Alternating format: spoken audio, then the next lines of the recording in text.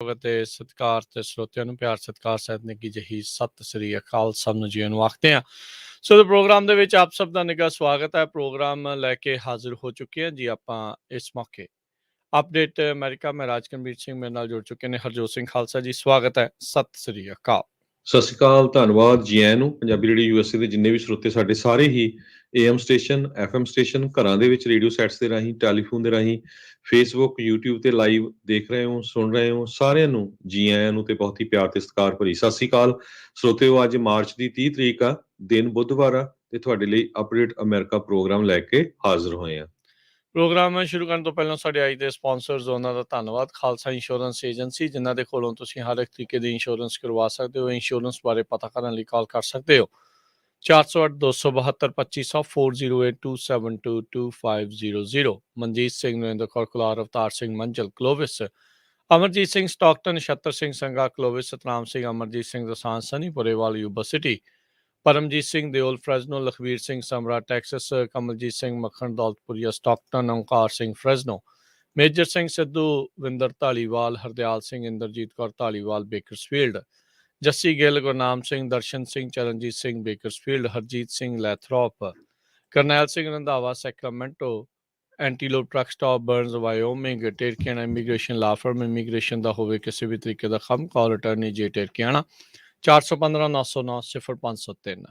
ਇਹਨਾਂ ਸਾਰਿਆਂ ਦਾ ਧੰਨਵਾਦ। ਜੇਕਰ ਤੁਸੀਂ ਜਾਂ ਕੋਈ ਹੋਰ ਕਾਰੋਬਾਰ ਇਸ ਪ੍ਰੋਗਰਾਮ ਨੂੰ ਸਪਾਂਸਰ ਕਰਨਾ ਚਾਹੁੰਦੇ ਹੋ, ਸੰਪਰਕ ਕਰ ਸਕਦੇ ਹੋ ਨੰਬਰ 408-722-7698 ਦੇ ਉੱਤੇ। ਜੀ, ਅੱਜ ਦੀਆਂ ਖਬਰਾਂ ਵੱਲ ਚੱਲੀਏ ਤੇ ਸਭ ਤੋਂ ਪਹਿਲੀ ਖਬਰ ਫਰੀਮਾਉਂਟ ਕੈਲੀਫੋਰਨੀਆ ਤੋਂ ਆ ਰਹੀ ਆ, ਜਿੱਥੇ ਕਿ 7 ਭਾਰਤੀ ਮੂਲ ਦੇ ਇੰਜੀਨੀਅਰਾਂ ਨੂੰ ਚਾਰਜ ਕੀਤਾ ਗਿਆ ਇਨਸਾਈਡ ਟ੍ਰੇਡਿੰਗ ਦੇ ਸੰਬੰਧ ਦੇ ਵਿੱਚ। ਸੋ ਕਹਿੰਦੇ ਵੀ ਉਹਨਾਂ ਨੇ $1 ਮਿਲੀਅਨ ਤੋਂ ਵੱਧ ਦਾ ਪ੍ਰੋਫਿਟ ਕਮਾਇਆ ਤੇ ਜਿਹਦੀ ਸਜ਼ਾ 45 ਸਾਲ ਫੈਡਰਲ ਪ੍ਰਿਜ਼ਨ ਤੇ $5 ਮਿਲੀਅਨ ਫਾਈਨ ਤੱਕ ਹੋ ਸਕਦੀ ਹੈਗੀ ਆ। ਟਵੀਲੀਓ ਕਲਾਊਡ ਕਮਿਊਨੀਕੇਸ਼ਨ ਕੰਪਨੀ ਹੈਗੀ ਆ। ਇਹਦੇ 3 ਇੰਜੀਨੀਅਰ ਕਹਿੰਦੇ ਪਈ ਹਰੀ ਸੂਰੀ, ਲੋਕੇਸ਼ ਲਗੂਡੂ, ਛੋਟੂ ਪੁਲਾਗਾਮ ਤੇ ਨਾਲ ਉਹਨਾਂ ਦੇ ਹੋਰ 4 ਮਿੱਤਰ ਦਲੀਪ ਕਮਜੂਲਾ, ਸਾਈ ਨੇਕਲਾਪੂੜੀ, ਅਭਿਸ਼ੇਕ ਧਰਮਪੁਰੀਕਰ, ਚੇਤਨ ਪੁਲਾਗਾਮ, ਇਹਨਾਂ ਸਾਰਿਆਂ ਨੂੰ ਚਾਰਜ ਕੀਤਾ ਗਿਆ ਹੈ। ਕਹਿੰਦੇ ਪਈ $1 ਮਿਲੀਅਨ ਤੋਂ ਵੱਧ ਇਹਨਾਂ ਨੇ ਪ੍ਰੋਫਿਟ ਕੀਤਾ ਆ ਇਨਸਾਈਡ ਟ੍ਰੇਡਿੰਗ ਦੇ ਲਈ, ਜਦੋਂ ਕੰਪਨੀ ਦੀਆਂ ਅਰਨਿੰਗਸ ਅਨਾਉਂਸ ਹੋਣੀਆਂ ਸੀ ਮਈ 2020 ਦੇ ਵਿੱਚ। ਉਸ ਤੋਂ ਪਹਿਲਾਂ ਕਿਉਂਕਿ ਇਨਸਾਈਡ ਕੰਮ ਕਰਦੇ ਸੀ, ਇਹਨਾਂ ਨੂੰ ਪਤਾ ਸੀ ਵੀ 40% ਕੰਪਨੀ ਪ੍ਰੋਫਿਟ ਜਾ ਰਹੀ ਆ। ਸੋ ਇਹਨਾਂ ਨੇ ਆਪਣੇ ਦੋਸਤਾਂ ਮਿੱਤਰਾਂ ਨਾਲ ਗੱਲ ਕਰਕੇ ਜਿਹੜੇ ਆ ਉਹ ਸਟਾਕ ਬਾਈ ਕਰ ਲਏ ਇਮੀਡੀਏਟਲੀ, ਤਾਂ ਕਿ ਉਹਨਾਂ ਨੂੰ ਪਤਾ ਹੀ ਸੀ ਜਦੋਂ ਇਹ ਪ੍ਰੋਫਿਟ ਹੋਊਗਾ ਤੇ ਸਟਾਕ ਉੱਪਰ ਜਾਊਗੇ ਤੇ ਉਹ ਤੋਂ ਬਾਅਦ ਆਪਾਂ ਵੇਚ ਦੇਵਾਂਗੇ। Monique Winkler, acting regional director of agency regional office San Francisco ਦੇ ਹੈਗੇ ਆ। ਉਹਨਾਂ ਨੇ ਇਹ ਕਿਹਾ ਵੀ ਇਨਸਾਈਡ ਟ੍ਰੇਡਿੰਗ ਨੂੰ ਅਸੀਂ ਬਹੁਤ ਸੀਰੀਅਸਲੀ ਲੈਂਦੇ ਹੈਗੇ ਆ। ਇਹ ਕੋਈ ਸ਼ੁਗਲ ਮੇਲਾ ਨਹੀਂ ਹੈ, ਇਹ ਬਹੁਤ ਸੀਰੀਅਸ ਮੈਟਰ ਆ। ਜਿਹੜਾ ਵੀ ਬੰਦਾ ਇਹ ਫਰਾਡ ਕਰਦਾ ਆ SEC ਕੰਪਲੇਂਟ ਦੇ ਮੁਤਾਬਕ ਤੇ ਉਹਨਾਂ ਨੂੰ ਬਹੁਤ ਜ਼ਿਆਦਾ ਸਜ਼ਾ ਮਿਲ ਸਕਦੀ ਹੈਗੀ ਆ। ਇਸੇ ਤਰ੍ਹਾਂ ਇੱਕ ਸੈਪਰੇਟ ਸਟੇਟਮੈਂਟ ਦੇ ਵਿੱਚ Northern California US attorney Stephanie Hinds ਦੇ ਆਫਿਸ ਨੇ ਦੱਸਿਆ ਕਿ ਕ੍ਰਿਮੀਨਲ ਚਾਰਜਸ ਇੱਕ ਕਮਜੁਲਾ ਜੋ ਇੰਜੀਨੀਅਰ ਆ 35 ਸਾਲਾਂ ਦਾ ਫਰੀਮਾਉਂਟ ਦਾ, ਉਸ ਦੇ ਅਗੇਂਸਟ ਲਾਏ ਜਾਣਗੇ 2 ਕਾਊਂਟਸ ਕ੍ਰਿਮੀਨਲ ਚਾਰਜਸ। ਜੀ, ਸੋ ਟਵਿਲੀਓ ਇੱਕ ਜਿਹੜੀ ਕਲਾਊਡ ਕਮਿਊਨੀਕੇਸ਼ਨ ਕੰਪਨੀ ਆ, ਮਾਰਚ 2020 ਦੇ ਵਿੱਚ 2 ਵਰ੍ਹੇ ਪਹਿਲਾਂ ਜਦ ਕੋਵਿਡ ਸਟ੍ਰਾਈਕ ਕੀਤਾ ਸੀ, ਉਸਨੇ ਬਹੁਤ ਸਾਰੇ ਕੰਮਕਾਜ ਆ ਉਹ ਘਰੋਂ ਬੈਠ ਕੇ ਜਾਂ ਕਲਾਊਡ ਦੇ ਉੱਤੇ ਜਿਹੜਾ ਉਹ ਮੂਵ ਹੋ ਗਏ ਸੀ। ਸੋ ਉਸੇ ਦੌਰਾਨ ਹੀ ਕਿਤੇ ਨਾ ਕਿਤੇ ਇਸ ਕੰਪਨੀ ਦੇ ਵੀ ਭਾਗ ਖੁੱਲੇ, ਪਰ ਇਹਨਾਂ ਲੋਕਾਂ ਨੇ ਸੋਚਿਆ ਵੀ ਇਹ ਕੰਪਨੀ ਦੇ ਭਾਗ ਖੋਲਦੇ ਅਸੀਂ ਆਪਣੇ ਵੀ ਜਿਹੜੇ ਭਾਗ ਖੋਲ ਲੈਂਦੇ ਆ। ਪਰ ਉਹਨਾਂ ਨੂੰ ਇਹ ਨਹੀਂ ਸੀ ਪਤਾ ਵੀ ਜਿਹੜੀ SEC ਆ, ਸਿਕਿਉਰਿਟੀ ਤੇ ਐਕਸਚੇਂਜ ਕਮਿਸ਼ਨ ਆ, ਉਹ ਇਹਨਾਂ ਅਪਰਾਧਾਂ ਨੂੰ ਬਹੁਤ ਗੰਭੀਰਤਾ ਦੇ ਨਾਲ ਦੇਖਦੀ ਆ ਤੇ ਫਿਰ ਜਿਹੜੇ ਉਹ ਰਗੜੇ ਚੰਗੇ ਲੱਗਦੇ ਆ। ਸੋ ਇਸ ਦੌਰਾਨ ਇਹਨਾਂ 3 ਜਿਹੜੇ ਕੰਪਨੀ 'ਚ ਕੰਮ ਕਰਨ ਵਾਲੇ ਤੇ 4 ਜਿਹੜੇ ਇਹਨਾਂ ਦੇ ਹੋਰ ਐਕੁਇੰਟੈਂਸ ਸਾਥੀ ਜਿਹੜੇ ਸੀਗੇ, ਉਹਨਾਂ ਨੇ ਇਨਸਾਈਡ ਟ੍ਰੇਡਿੰਗ ਦਾ ਫਾਇਦਾ ਜਿਹੜਾ ਹੋ ਚੁੱਕਿਆ, ਐਡਵਾਂਟੇਜ ਜਿਹੜਾ ਹੋ ਚੁੱਕਿਆ ਤੇ ਇਸ ਰੈਵਨਿਊ ਦੀ ਇਨਫੋਰਮੇਸ਼ਨ ਉਹਨਾਂ ਨੇ ਸ਼ੇਅਰ ਕੀਤੀ ਆਪਣੇ ਦੋਸਤਾਂ ਮਿੱਤਰਾਂ ਨਾਲ, ਤੇ ਮਿਲੀਅਨ ਡਾਲਰ ਤੋਂ ਵੱਧ ਦਾ ਪ੍ਰੋਫਿਟ ਜਿਹੜਾ ਉਹ ਕਮਾਇਆ ਹੈਗਾ ਆ। ਸੋ 35 ਸਾਲਾਂ ਦਾ ਇਹ ਜਿਹੜਾ ਕਮੁਜਲਾ ਉਸ ਫਰੀਮੌਂਟ ਦਾ ਰਹਿਣ ਵਾਲਾ ਆ, ਇਸ ਨੂੰ 2 ਕਾਊਂਟਸ ਦੇ ਉੱਤੇ ਹੁਣ ਚਾਰਜ ਕੀਤਾ ਗਿਆ ਹੈਗਾ ਆ। ਸੋ ਹੁਣ ਕਹਿੰਦੇ ਆ ਵੀ ਸੋਮਵਾਰ ਨੂੰ ਇਹਨਾਂ ਦੀ ਜਿਹੜੀ ਕੋਰਟ ਦੀ ਅਪੀਅਰੈਂਸ ਹੋਊਗੀ, ਪਰ ਰਾਈਟ ਨਾਓ ਕਈ ਲੋਕ ਬੌਂਡ ਸਿਕਿਉਰ ਕਰਕੇ ਇਸ ਟਾਈਮ ਬਾਹਰ ਹੈਗੇ ਨੇ। ਕਹਿੰਦੇ ਵੀ ਜੇ ਇਹ ਕਨਵਿਕਟ ਹੋ ਜਾਂਦੇ ਆ, ਜਿੱਦਾਂ ਤੁਸੀਂ ਪਹਿਲਾਂ ਜ਼ਿਕਰ ਕੀਤਾ, 45 ਸਾਲ ਤੱਕ ਦੀ ਜਿਹੜੀ ਫੈਡਰਲ ਪ੍ਰਿਜ਼ਨ 'ਚ ਸਜ਼ਾ ਤੇ $5 ਮਿਲੀਅਨ ਤੋਂ ਵੱਧ ਦਾ ਜੁਰਮਾਨੇ ਜਿਹੜੇ ਆ ਇਹਨਾਂ ਨੂੰ ਝੱਲਣੇ ਪੈ ਸਕਦੇ ਆ। ਸੋ ਇਹ ਇਹਨਾਂ ਨੇ ਭਾਗ ਤੇ ਆਪਣੇ ਜਿਹੜੇ ਕੀ ਖੋਲ੍ਹਣੇ ਸੀ ਦਰਵਾਜ਼ੇ, ਜਿਹੜੇ ਹੁਣ ਪੱਕੇ ਬੰਦ ਕਰ ਸਕਦੇ ਜੀ। ਹੈਗੇ ਆ। ਸੋ ਟਵਿਲੀਓ ਦੇ ਇੰਜੀਨੀਅਰ ਇਹਨਾਂ ਨੂੰ ਪਤਾ ਸੀ ਜਦੋਂ ਕੁਆਟਰਲੀ ਅਰਨਿੰਗ ਰਿਪੋਰਟ ਆਣੀ ਆ, ਉਹਦੇ ਵਿੱਚ ਬਹੁਤ ਪ੍ਰੋਫਿਟ ਸ਼ੋ ਹੋਣਾ। ਜਿਸ ਤਰ੍ਹਾਂ ਤੁਸੀਂ ਦੱਸਿਆ ਹੀ ਆ ਵੀ ਕਰੋਨਾ ਵਾਇਰਸ ਦੇ ਦੌਰਾਨ, ਪੈਂਡੇਮਿਕ ਦੇ ਦੌਰਾਨ ਬਹੁਤ ਸਾਰੇ ਲੋਕਾਂ ਨੇ ਘਰਾਂ ਤੋਂ ਕੰਮ ਕਰਨਾ ਸ਼ੁਰੂ ਕਰ ਦਿੱਤਾ ਸੀ, ਜਿਸ ਕਰਕੇ ਕਲਾਊਡ ਟੈਕਨੋਲੋਜੀਜ਼ ਬਹੁਤ ਜ਼ਿਆਦਾ ਯੂਜ਼ ਹੋਈਆਂ ਹੈਗੀਆਂ।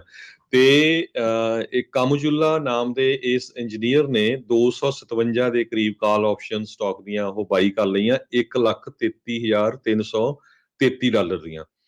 ਤੇ ਕੁਝ ਦਿਨਾਂ ਦੇ ਬਾਅਦ ਹੀ, ਹਫ਼ਤੇ ਨਹੀਂ ਕੁਝ ਦਿਨਾਂ ਦੇ ਬਾਅਦ, ਕਿਉਂਕਿ ਜਦੋਂ ਰਿਪੋਰਟ ਆ ਗਈ 40% ਸਟਾਕ ਪ੍ਰਾਈਸ ਇਨਕਰੀਜ਼ ਹੋ ਗਿਆ।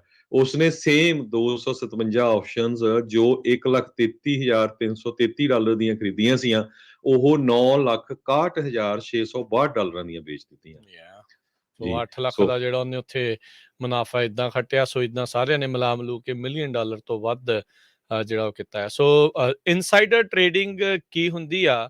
ਜਿਹੜੀ ਕੋਈ ਪਬਲਿਕ ਕੰਪਨੀ ਆ, ਜਿਨ੍ਹਾਂ ਦੇ ਸ਼ੇਅਰਸ ਬਾਏ ਤੇ ਸੈੱਲ ਹੁੰਦੇ ਆ ਸਟਾਕ ਐਕਸਚੇਂਜ ਦੇ ਉੱਤੇ, ਜਿਨ੍ਹਾਂ ਨੂੰ ਸਿਕਿਉਰਿਟੀਜ਼ ਵੀ ਆਖ ਦਿੱਤਾ ਜਾਂਦਾ ਆ, ਉਹ ਬੇਸਿਕਲੀ ਪਬਲਿਕ ਡੋਮੇਨ ਦੇ ਵਿੱਚ ਜਿਹੜੀ ਇਨਫੋਰਮੇਸ਼ਨ ਹੁੰਦੀ ਹੈ ਕਿਸੇ ਕੰਪਨੀ ਦੇ ਹਿਸਾਬ ਦੀ, ਕੰਪਨੀ ਦੀ ਹੁੰਦੀ ਆ, ਉਸ ਹਿਸਾਬ ਦੇ ਨਾਲ ਲੋਕ ਦੇਖਦੇ ਆ ਵੀ ਯਾਰ ਇਹਦੇ ਭਾਗ ਅੱਗੇ ਜਾ ਕੇ ਭਵਿੱਖੇ ਦਾ ਗੁੱਡ ਆ ਕਿ ਬੈਡ ਆ, ਉਸ ਹਿਸਾਬ ਨਾਲ ਬਾਏ ਕਰ ਲੈਂਦੇ। ਸੈੱਲ ਬਾਏ ਜਿਹੜੇ ਸ਼ੇਅਰਸ ਆ ਉਹ ਬਾਏ ਕਰਦੇ ਨੇ ਉਦੋਂ ਜਦੋਂ ਉਹਨਾਂ ਨੂੰ ਲੱਗਦਾ ਵੀ ਅੱਗੇ ਜਾ ਕੇ ਵਧਣਗੇ, ਸੈੱਲ ਕਰ ਦਿੰਦੇ ਆ ਵੀ ਜਦੋਂ ਲੱਗਦਾ ਵੀ ਕੰਪਨੀ ਮਾੜਾ ਕਰੂਗੀ। ਸੋ ਪਬਲਿਕ ਇਨਫੋਰਮੇਸ਼ਨ ਆਉਣ ਤੋਂ ਪਹਿਲਾਂ ਜਦੋਂ ਕੋਈ ਇਸ ਤਰੀਕੇ ਦੇ ਸਿਕਿਉਰਿਟੀਜ਼ ਨੂੰ ਬਾਏ ਤੇ ਸੈੱਲ ਕਰਦਾ ਹੈਗਾ ਆ, ਇਹ ਕਿਉਂਕਿ ਉਸੇ ਕੰਪਨੀ ਦੇ ਵਿੱਚ ਕੰਮ ਕਰਨ ਵਾਲੇ ਸੀਗੇ, ਉਹਨਾਂ ਨੂੰ ਇਹ ਪਹਿਲੋਂ ਇਨਸਾਈਡ ਦੇ ਵਿੱਚ ਇਹ ਜਾਣਕਾਰੀ ਪ੍ਰਾਪਤ ਹੋ ਗਈ ਵੀ ਕੰਪਨੀ ਵਧੀਆ ਕਰੂਗੀ, ਇਹਦੇ ਸ਼ੇਅਰ ਤਾਂ ਜਾਣੇ ਆ।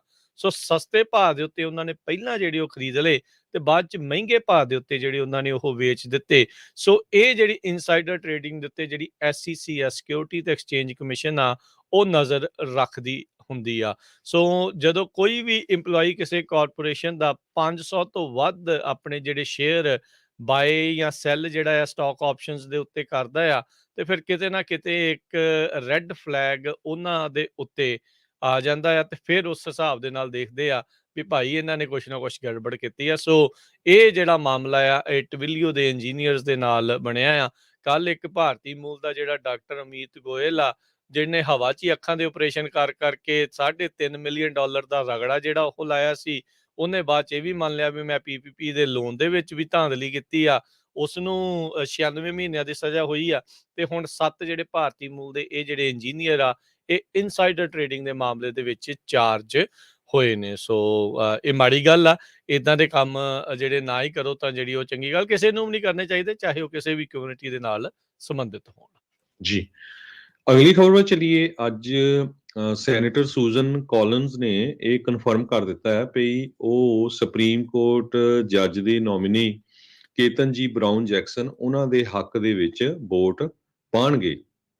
ਇਸ ਤੋਂ ਪਹਿਲਾਂ ਬਰਮੌਂਟ ਦੇ ਸੈਨੇਟਰ ਮੈਂਚਨ ਉਹਨਾਂ ਨੇ ਵੀ ਕਨਫਰਮ ਕਰ ਦਿੱਤਾ ਹੈ ਵੀ ਉਹ ਜੱਜ ਦੇ ਹੱਕ ਵਿੱਚ ਵੋਟ ਪਾਉਣਗੇ। ਸੋ ਇਹ ਤੋਂ ਇਹ ਲੱਗਦਾ ਆ ਵੀ ਜੱਜ ਕੇਤਨ ਜੀ ਬਰਾਊਨ ਜੈਕਸਨ ਹੋਣਾ ਦੀ ਸੁਪਰੀਮ ਕੋਰਟ ਦੇ ਲਈ ਕਨਫਰਮੇਸ਼ਨ ਹੋਣਾ ਬਿਲਕੁਲ ਗਰੰਟਡ ਆਪਾਂ ਕਹਿ ਸਕਦੇ ਹਾਂ, ਕਿਉਂਕਿ ਸਾਰੇ ਦੇ ਸਾਰੇ 50 ਦੇ ਕਰੀਬ ਜਿਹੜੇ ਡੈਮੋਕ੍ਰੇਟਸ ਸੈਨੇਟਰਸ ਆ ਉਹ ਤਾਂ ਵੋਟ ਪਾਉਣਗੇ। ਉਹ ਤੋਂ ਬਿਨਾਂ 51ਵੀਂ ਵੋਟ ਜਿਹੜੀ ਆ ਵਾਈਸ ਪ੍ਰੈਜ਼ੀਡੈਂਟ ਕਮਲਾ ਦੇਵੀ ਹੈਰਿਸ ਪਾਉਣਗੇ। ਜੀ ਹੁਣ ਉਹਦਾ ਦੀ ਲੋੜ ਨਹੀਂ ਪੈਣੀ ਜੀ, ਕਿਉਂਕਿ ਜੀ 51ਵੀਂ ਵੋਟ ਜੇ ਸੂਜ਼ਨ ਕਾਲਿੰਸ ਨੇ ਪਾ ਦਿੱਤੀ ਹੈ, ਟਾਈ ਬ੍ਰੇਕਰ ਨਹੀਂ ਹੋਊਗਾ। ਟਾਈ ਦੀ ਸਥਿਤੀ ਨਹੀਂ ਬਣੂਗੀ ਤੇ ਸੋ ਵਾਈਸ ਪ੍ਰੈਜ਼ੀਡੈਂਟ ਦੀ ਵੋਟ ਦੀ ਟਾਈ ਬ੍ਰੇਕ ਕਰਨ ਦੀ ਲੋੜ ਨਹੀਂ ਪਊਗੀ। ਸੋ ਕਹਿੰਦੇ ਵੀ ਸੂਜ਼ਨ ਕਾਲਿੰਸ ਦੀ ਇਹਨਾਂ ਦੇ ਹੱਕ ਦੇ ਵਿੱਚ ਕਨਫਰਮੇਸ਼ਨ ਦੇ ਹੱਕ ਦੇ ਵਿੱਚ ਵੋਟ ਪਾਉਣ ਨੂੰ ਲੈ ਕੇ ਇੱਕ ਹਿਸਾਬ ਦੇ ਨਾਲ ਗਰੰਟੀ ਜਿਹੜੀ ਉਹ ਬਣ ਜਾਊਗੀ। ਇਸ ਲਿਹਾਜ਼ ਦੇ ਨਾਲ 233 ਸਾਲ ਦੇ ਇਤਿਹਾਸ ਦੇ ਵਿੱਚ ਪਹਿਲੀ ਵਾਰੀ ਸੁਪਰੀਮ ਕੋਰਟ ਦੇ ਉੱਤੇ ਕਾਲੇ ਮੂਲ ਦੀ ਇੱਕ ਔਰਤ ਜਿਹੜੀ ਆ ਉਹ ਜਸਟਿਸ ਦੇ ਵਜੋਂ ਦੇਖੀ ਜਾਵੇਗੀ। ਸੋ ਇਸ ਮੌਕੇ ਜਸਟਿਸ ਐਮੀ ਬੈਰਟ ਜਿਹੜੇ ਆ ਉਹ ਵੀ ਹੈਗੇ ਨੇ। ਜਸਟਿਸ ਸੋਨੀਆ ਸੋਟੋਮੇਅਰ ਜਿਹੜੇ ਆ ਉਹ ਵੀ ਉੱਥੇ ਨੇ। ਬੀਤੇ ਦਿਨਾਂ ਦੇ ਵਿੱਚ ਇੱਕ ਜਿਹੜੇ ਜਸਟਿਸ ਗਿੰਗਸਬਰਗ ਜਿਹੜੇ ਸੀਗੇ ਉਹਨਾਂ ਦਾ ਦੇਹਾਂਤ ਹੋ ਗਿਆ ਸੀਗੇ ਇੱਕ ਬਿਮਾਰੀ ਦੇ ਜਿਹੜੇ ਉਹ ਚੱਲਦੇ ਆ। ਸੋ ਜਿਹੜੇ ਹੁਣ ਆਪਾਂ ਦੇਖ ਸਕਦੇ ਆ ਵੀ ਕਾਫੀ ਡਾਈਵਰਸ ਸੁਪਰੀਮ ਕੋਰਟ ਦਾ ਬੈਂਚ ਆ ਉਹ ਆਪਾਂ ਨੂੰ ਦੇਖਣ ਨੂੰ ਮਿਲੇਗਾ। ਜੀ 3 GOP ਸੈਨੇਟਰਸ ਜਿਨ੍ਹਾਂ ਦੇ ਵਿੱਚੋਂ ਇੱਕ ਸੈਨੇਟਰ ਕਾਲਿੰਸ ਹੋ ਗਏ, ਸੈਨੇਟਰ ਲੀਜ਼ਾ ਮੁਰਕੋਸਕੀ ਅਲਾਸਕਾ ਤੋਂ ਤੇ ਸੈਨੇਟਰ ਲਿੰਡਸੇ ਗ੍ਰਾਮ, ਇਹਨਾਂ ਨੇ ਪਿਛਲੀ ਵਾਰੀ ਜਦੋਂ ਜੈਕਸਨ ਉਹਨਾਂ ਦੀ ਨੋਮਨੀ ਹੋਈ ਸੀ ਕੋਰਟ ਆਫ ਅਪੀਲ ਦੀ ਉਹਦਾ ਸਾਥ ਦਿੱਤਾ ਸੀ। ਸੋ ਹੁਣ ਲੱਗਦਾ ਕਹਿੰਦੇ ਵੀ ਇਸ ਵਾਰੀ ਫੇਰ ਸਾਥ ਦੇਣਗੇ ਜੀ। ਸੋ ਅਜੇ ਕਮੇਟੀ ਜਿਹੜੀ ਹੈਗੀ ਆ ਉਸ ਕਮੇਟੀ ਨੇ ਵੋਟ ਪਾਉਣੀ ਆ ਜਿਸ ਦੇ ਵਿੱਚ ਮੈਜੋਰਟੀ ਕਿਉਂਕਿ ਡੈਮੋਕ੍ਰੇਟਸ ਦੀ ਆ, ਉਹਨਾਂ ਦੀ ਆਪਣੀ ਉੱਥੇ ਸੈਨੇਟ ਦੇ ਵਿੱਚ ਉਹਨਾਂ ਦੀ ਮੈਜੋਰਟੀ, ਇਸ ਕਰਕੇ ਕਮੇਟੀ 'ਚ ਵੀ ਉਹਨਾਂ ਦੀ ਮੈਜੋਰਟੀ ਹੈ। ਸੋ ਉੱਥੇ ਜੇ ਪਾਸ ਹੋ ਕੇ ਆ ਜਾਂਦੇ ਆ ਤੇ ਫਿਰ ਸੈਨੇਟ ਦੇ ਵਿੱਚ ਇਹਨਾਂ ਦੇ ਲਈ ਵੋਟ ਕੀਤੀ ਜਾਊਗੀ, ਜਿੱਥੇ ਹੁਣ ਸਿੰਪਲ ਮੈਜੋਰਟੀ ਜਿਹੜੀ ਇਹਨਾਂ ਦੀ 51 ਸੈਨੇਟਰਸ ਦੇ ਨਾਲ ਜਿਹੜੀ ਉਹ ਬਣ ਰਹੀ ਆ। ਸੋ ਇੱਕ ਹਿਸਾਬ ਦੇ ਨਾਲ ਰਾਹ ਜਿਹੜਾ ਆ ਉਹ ਨਜ਼ਰ ਆ ਰਿਹਾ ਆ। ਅਗਲੇ ਮਹੀਨੇ ਤੱਕ ਲੱਗ ਰਿਹਾ ਆ ਵੀ ਫਿਰ ਜਿਹੜੇ ਜੱਜ ਕੇਤਨ ਬਰਾਊਨ ਜੈਕਸਨ ਆ ਇਹਨਾਂ ਨੂੰ ਜਸਟਿਸ ਸੁਪਰੀਮ ਕੋਰਟ ਦੇ ਵਜੋਂ ਵੀ ਹਲਫ ਦਵਾਇਆ ਜਾ ਸਕਦਾ ਆ ਵੰਸ ਆਲ ਦਾ ਪ੍ਰੋਸੀਜਰ ਇਜ਼ ਡਨ। ਅਗਲੀ ਜਿਹੜੀ ਹਰਜੋਤ ਸਿੰਘ ਦੀ ਗੱਲ ਕਰਦੇ ਜਾਈਏ, ਪੈਨਸਿਲਵੇਨੀਆ ਦੇ ਇੰਟਰਸਟੇਟ I-81 ਦੇ ਉੱਤੇ ਇੱਕ ਭਿਆਨਕ ਪਾਈਲ ਅਪ ਹੋਇਆ ਸੀ ਜਿਸ ਦੇ ਵਿੱਚ 80 ਵਹੀਕਲ ਇਨਵੋਲਵ ਸੀਗੇ। ਕਾਫੀ ਮੰਦਭਾਗੀ ਸਥਿਤੀ ਜਿਹੜੀ ਉੱਥੇ ਬਣੀ ਸੀ। ਹੁਣ ਜਿਹੜੀ ਖਬਰ ਇਹ ਆ ਰਹੀ ਹੈ ਵੀ ਇਸ ਹਾਦਸੇ ਦੇ ਵਿੱਚ 6 ਜਾਣੇ ਮਰ ਚੁੱਕੇ ਆ। ਸੋ 6 ਫਰਟੀਲਿਟੀਜ਼ ਇਹ ਹੋਈਆਂ ਨੇ। ਫਰੈਕਵਿਲ ਇਲਾਕੇ ਦੀ ਜਿਹੜੀ ਪੁਲਿਸ ਆ ਉਹਨਾਂ ਨੇ ਇਹ ਦੱਸਿਆ ਆ। ਸੋ ਸਨੋ ਦੇ ਕਰਕੇ ਇਹ ਹਾਦਸਾ ਜਿਹੜਾ ਉਹ ਵਾਪਰਿਆ, ਜਿਸ ਦੇ ਵਿੱਚ 39 ਕਮਰਸ਼ੀਅਲ ਵਹੀਕਲ, 41 ਪੈਸੰਜਰ ਵਹੀਕਲ ਤੇ ਕੁੱਲ ਜਿਹੜੇ ਆ 40 ਵਹੀਕਲਸ ਆ ਇਨਵੋਲਵ ਸੀਗੇ। ਪਹਿਲਾਂ ਇਹ ਮੰਨਿਆ ਜਾ ਰਿਹਾ ਸੀ ਮੇਬੀ 40 ਤੋਂ 60 ਵਹੀਕਲਸ ਆ ਉਹਨਾਂ ਦਾ ਇਹ ਹਾਦਸਾ ਹੋਇਆ ਆ, ਪਾਈਲ ਅਪ ਹੋਇਆ ਆ, ਪਰ ਇਵੈਂਚੁਅਲੀ ਇਹ ਆંકੜਾ ਵੱਧ ਜਿਹੜਾ ਆ ਉਹ ਨਿਕਲਿਆ ਤੇ ਹੁਣ ਉੱਥੇ ਇਹਨਾਂ ਪਾਈਲ ਅਪ ਨੂੰ ਕਲੀਅਰ ਕੀਤਾ ਗਿਆ ਤੇ I-81 ਦਾ ਜਿਹੜਾ ਸਟ੍ਰੈਚ ਆ ਉਸ ਨੂੰ ਮੁੜ ਦੁਬਾਰਾ ਖੋਲਿਆ ਗਿਆ ਹੈਗਾ ਆ। ਸੋ ਸਾਊਥ ਬਾਉਂਡ ਸਾਈਡ I-81 ਦੀ ਆ ਉਹ ਰੀਓਪਨ ਕੀਤੀ ਗਈ ਆ। ਸੋਮਵਾਰ ਨੂੰ ਇਹ ਮਲਟੀ ਵਹੀਕਲ ਰੈਕ ਹਾਦਸਾ ਜਿਹੜਾ ਇਹ ਵਾਪਰਿਆ ਸੀ। ਉਸ ਟਾਈਮ ਦੇ ਉੱਤੇ ਹਰਜੋਤ ਸਿੰਘ ਜੀ 3 ਜਾਣਿਆਂ ਦੇ ਮਾਰੇ ਜਾਣ ਦੀ ਖਬਰ ਆਈ ਸੀ, ਪਰ ਫੈਟੈਲਿਟੀਜ਼ ਹਾਦਸੇ ਦੇ ਵਿੱਚ ਮਰਨ ਵਾਲਿਆਂ ਦੀ ਸੰਖਿਆ ਹੁਣ ਵੱਧ ਕੇ 6 ਹੋ ਚੁੱਕੀ ਆ ਤੇ 24 ਲੋਕਾਂ ਨੂੰ 4 ਵੱਖ-ਵੱਖ ਹਸਪਤਾਲਾਂ ਦੇ ਵਿੱਚ ਇਹ ਕ੍ਰੈਸ਼ ਤੋਂ ਬਾਅਦ ਦੇ ਵਿੱਚ ਜ਼ੇਰੇ ਇਲਾਜ ਰੱਖਿਆ ਗਿਆ ਸੀਗਾ। ਜੀ। ਸੋ ਪੈਨਸਿਲਵੇਨੀਆ ਦੇ ਵਿੱਚ ਇਹ ਦੂਜਾ ਵੱਡਾ ਐਕਸੀਡੈਂਟ ਹੋਇਆ ਆ। ਇਸ ਤੋਂ ਪਹਿਲਾਂ ਵੀ ਮਾਰਚ 12 ਨੂੰ ਇੱਕ ਐਕਸੀਡੈਂਟ ਹੋਇਆ ਸੀ ਜਿਹਦੇ ਵਿੱਚ 70 ਕਾਰਾਂ, SUV ਤੇ ਟਰੱਕ ਤੇ ਟ੍ਰੇਲਰ ਇਨਵੋਲਵ ਹੋਏ ਸੀ ਰਾਊਟ ਨੰਬਰ 581 ਦੇ ਵਿੱਚ ਐਲਨ ਟਾਊਨਸ਼ਿਪ, ਕੰਬਰਲੈਂਡ ਕਾਉਂਟੀ ਦੇ ਵਿੱਚ। ਉਸ ਟਾਈਮ ਦੇ ਉੱਤੇ ਕਿਸੇ ਦੀ ਮੌਤ ਨਹੀਂ ਹੋਈ ਸੀ ਪਰ ਕਾਫੀ ਲੋਕ ਫੱਟੜ ਹੋਏ ਸੀਗੇ। ਸੋ ਜਿਹੜੀ ਸਨੋ ਆ ਇਹ ਬਹੁਤ ਜ਼ਿਆਦਾ ਖਤਰਨਾਕ ਆ ਐਕਸੀਡੈਂਟਸ ਦੇ ਲਈ। ਜੇ ਤੁਸੀਂ ਕਿਤੇ ਵੀਡੀਓਜ਼ ਦੇਖੋ ਕਿੱਦਾਂ ਟਰੱਕ, ਕਾਰਾਂ ਏਦਾਂ ਇਕੱਠਾ ਹੋਇਆ ਆ ਵੀ ਤੁਸੀਂ ਬਲੀਵ ਨਹੀਂ ਕਰ ਸਕਦੇ। ਉਹ ਕਹਿੰਦੇ ਵੀ ਇੱਕ ਜਿਹੜਾ ਡੰਪ ਟਰੱਕ ਆ ਹਰਜੋਤ ਸਿੰਘ ਜੀ ਉਹ SUV ਦੇ ਵਿੱਚ ਜਿਹੜਾ ਉਹ ਵੱਜਾ ਸੀਗਾ ਆਪਸ ਦੇ ਵਿੱਚ, ਜੋ ਵੀ ਕਾਰਨ ਜਿਹੜੇ ਉਹ ਰਹੇ ਹੋਣਗੇ ਉਹ ਪੂਰੀ ਤਰ੍ਹਾਂ ਘੁੰਮ ਗਿਆ। ਗੱਡੀਆਂ ਕਹਿੰਦੇ ਏਡੀ ਜ਼ੋਰ ਦੀ ਇੱਕ ਦੂਜੇ ਦੇ ਵਿੱਚ ਵੱਜੀਆਂ। ਇੱਕ ਬੰਦਾ ਸਾਈਡ ਤੇ ਖੜਾ ਸੀ ਉਹ ਮਸਾਂ ਹੀ ਬਚਿਆ। ਅੱਗਾਂ ਲੱਗੀਆਂ ਬਹੁਤ ਭਿਆਨਕ, ਕਹਿੰਦੇ ਵੀ ਇੰਨੀਆਂ ਕੁ ਭਿਆਨਕ ਅੱਗਾਂ ਸੀ ਕਈ ਵਹੀਕਲਸ ਪੂਰੀ ਤਰ੍ਹਾਂ ਪਿਘਲ ਕੇ ਹਾਈਵੇ ਦੇ ਉੱਤੇ ਨਾਲ ਜਿਹੜੇ ਆ ਉਹ ਜੁੜ ਗਏ। ਸੋ ਇਸ ਲਈ ਇੰਨੇ ਦਿਨ ਜਿਹੜੇ ਉਹਨਾਂ ਨੂੰ ਲੱਗ ਗਏ। ਸੋਮਵਾਰ ਦੇ ਹੋਏ ਇਸ ਹਾਦਸੇ ਨੂੰ 2 ਦਿਨ ਲੱਗ ਗਏ ਇਸ ਸਟ੍ਰੈਚ ਨੂੰ ਜਿਹੜਾ ਉਹ ਕਲੀਅਰ ਕਰਨ ਦੇ ਲਈ। ਸੋ ਜਿੰਨੀ ਦੇਰ ਤੱਕ ਇਹ ਕਾਬੂ ਨਹੀਂ ਪਾਇਆ ਜਾ ਸਕਦਾ ਸੀ ਅੰਦਰ ਜਾ ਕੇ ਰਾਹਤ ਕਾਰਜ ਜਿਹੜੇ ਆ ਉਹ ਨਹੀਂ ਸੀ ਕੀਤੇ ਜਾ ਸਕਦੇ। ਕਹਿੰਦੇ ਵੀ ਕਈ ਵਹੀਕਲਸ ਦੇ ਵਿੱਚੋਂ ਤਾਂ ਕੋਈ ਹਿਊਮਨ ਰਿਮੇਨ ਵੀ ਜਿਹੜਾ ਆ ਉਹ ਨਹੀਂ ਬਚਿਆ। ਇੰਨੀ ਭਿਆਨਕ ਅੱਗ ਵੀ ਜਿਹੜੀ ਆ ਉਹ ਕਈ ਵਹੀਕਲਸ ਨੂੰ ਲੱਗ ਗਈ ਸੀਗੀ। ਜੀ। ਅਗਲੀ ਖਬਰ ਯੂਕਰੇਨ ਤੇ ਰਸ਼ੀਆ ਦੀ ਲੜਾਈ ਦੇ ਸੰਬੰਧ ਦੇ ਵਿੱਚ ਯੂਕਰੇਨ ਦੇ ਅੰਬੈਸਡਰ ਨੇ ਇਹ ਕਿਹਾ ਵੀ ਸਾਨੂੰ ਕੋਈ ਆਈਡੀਆ ਨਹੀਂ ਪਈ ਰੋਮਨ ਐਬਰਾਮੋਚ ਇਹ ਇੱਕ ਓਲੀਗਾਰਚ ਹੈਗਾ ਰਸ਼ੀਆ ਦਾ ਅਮੀਰ ਬੰਦਾ ਵੀ ਉਹ ਪੀਸ ਟਾਕਸ ਦੇ ਵਿੱਚ ਕਿਵੇਂ ਬੈਠਾ ਸੀ। ਕਹਿੰਦੇ ਵੀ ਨਾ ਤਾਂ ਉਹਦਾ ਨਾਂ ਸੀਗਾ ਸੋ ਇਸ ਕਰਕੇ ਰਸ਼ੀਆ ਤੇ ਯੂਕਰੇਨ ਦੋਨਾਂ ਦੇ ਜਿਹੜੇ ਆਫੀਸ਼ੀਅਲ ਨੈਗੋਸ਼ੀਏਸ਼ਨ ਟੀਮ ਆ ਦੋਨਾਂ ਦੇ ਵਿੱਚ ਉਸ ਦਾ ਨਾਮ ਨਹੀਂ ਸੀ। ਯੂਕਰੇਨੀਅਨ ਅੰਬੈਸਡਰ ਇਹ ਕਹਿ ਰਹੇ ਆ ਵੀ ਹੋ ਸਕਦਾ ਰਸ਼ੀਆ ਵਾਲੇ ਜਾਣ ਕੇ ਟਾਈਮ ਖਿੱਚ ਰਹੇ ਆ ਵੀ ਇਦਾਂ ਦੇ ਬੰਦੇ ਨੂੰ ਵੀ ਵਿੱਚ ਪਾ ਦਿਓ ਤਾਂ ਕਿ ਹੋਰ ਜਿਹੜਾ ਲੰਮਾ ਟਾਈਮ ਖਿੱਚਿਆ ਜਾ ਸਕੇ। ਪਰ ਉਧਰ ਪੂਟਨ ਵੀ ਕਹਿ ਰਿਹਾ ਵੀ ਮੈਨੂੰ ਵੀ ਨਹੀਂ ਪਤਾ ਵੀ ਇਹ ਕਿਸ ਤਰ੍ਹਾਂ ਉਸ ਪੀਸ ਟਾਕਸ ਦੇ ਵਿੱਚ ਚੱਲ ਗਿਆ। ਦੋਨੋਂ ਹੀ ਇੱਕ ਦੂਜੇ ਨੂੰ ਬਲੇਮ ਕਰ ਰਹੇ ਹੈਗੇ ਆ।